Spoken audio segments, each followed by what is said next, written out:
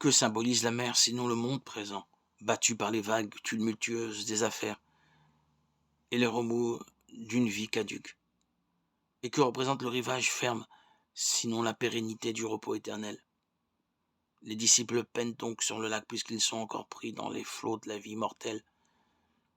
Mais notre Rédempteur, après sa résurrection, se tient sur le rivage puisqu'il a déjà dépassé la condition d'une chair fragile. C'est comme s'il avait voulu se servir de ces choses pour parler à ses disciples du mystère de sa résurrection, en leur disant: Je ne vous apparais plus sur la mer. Matthieu 14, 25, car je ne suis plus parmi vous dans l'agitation des vagues.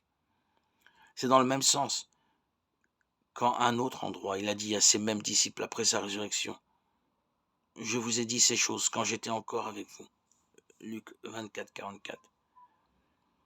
Il n'a pas dit cela parce qu'il n'était plus avec eux. Son corps était présent et leur apparaissait.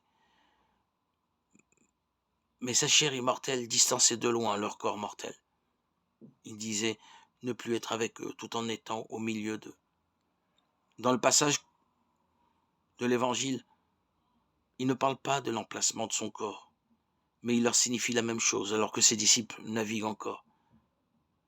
Il se montre établi sur le rivage.